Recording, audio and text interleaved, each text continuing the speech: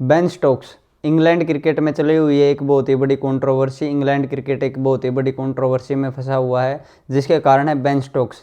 जी हाँ दोस्तों, New Zealand versus England के पहले टेस्ट मैच में इंग्लैंड को जीत मिलने के बाद बेन स्टोक्स और गस हटिंगसन लंदन के एक क्लब में जाते हैं। वहाँ पे पहले से ही एक रग्बी टीम अपना end of the season celebration कर रही थी, तो वहाँ पे ये भी मौजूद थे।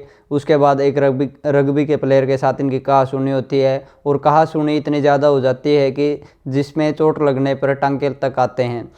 कुछ देर तक तो इसका ऑफिशियल बयान नहीं आया था, फिर इसके बाद ऑफिशियल बयान आया ECB क्रिकेट की तरफ से।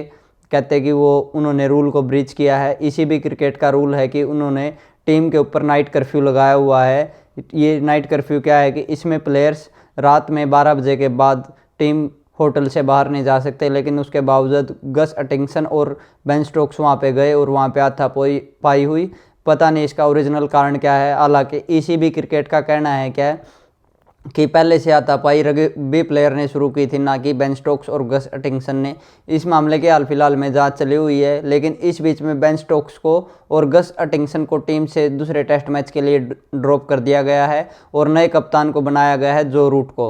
लोग क्या आस लगाए बैठे थे कि नया कप्तान बनेगा हैरी ब्रूक, लेकिन नहीं, जो रूट को नया कप्तान बनाया गया है। इनकी अपडेटेड स्क्वाड भी आ चुकी है, वो मैं बता देता हूँ, जो सेकंड टेस्ट के लिए होगी। जो रूट इसके कप्तान रहेंगे Rehan Ahmed, Jofra Archer, Sonny Baker, Shoaib Bashir, Jacob Bethell नन्ना बालक, Harry Brook, Jordan Cox, Ben Duckett, Matthew Fisher, Emilio Gay, James Rew, Ollie Robinson, Jamie Smith और जोश टंग।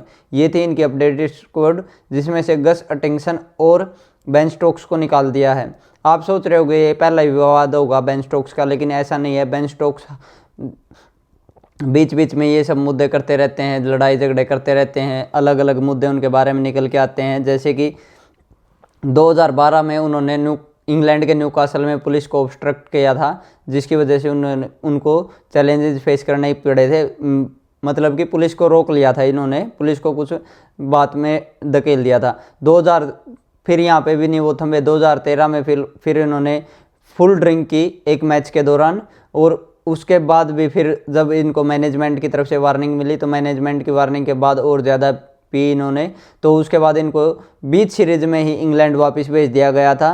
फिर इन्होंने मीडिया के सामने आके माफ़ी मांगी और टीम में वापस आए। 2014 इतने में भी नहीं रुके, 2014 में फिर टीम में वापस आए। T20 वर्ल्ड कप में जब इनकी फॉर्म खराब चल रही थी, तो इन्होंने ड्रेसिंग रूम में लॉकर पे मुक्का मार दिया था, और मुक्का इतने ज़ोर से मारा था कि अपना ही हाथ तड़वा लिया था। और इस बात को छुपाने के लिए फील्ड करने भी आए, लेकिन चोट इतनी ज़्यादा थी कि ये फील्ड कर नहीं पाए, जिसकी वजह से इनको बाहर जाना पड़ा। फिर इन्होंने प्रेस कॉन्फ्रेंस की और फिर से माफ़ी मांगी, फिर टीम में वापस आए। इतना ही नहीं दोस्तों, ये यहाँ क्या कहाँ रुकने वाले थे। जब बात हो गुंडागर्दी की और असामाजिक तत्व करने की, तो तब बेन स्टोक्स कहाँ रुकने वाले थे। 2017 में भी एक क्लब में मारपीट की, जिसकी CCTV फुटेज वायरल होती है।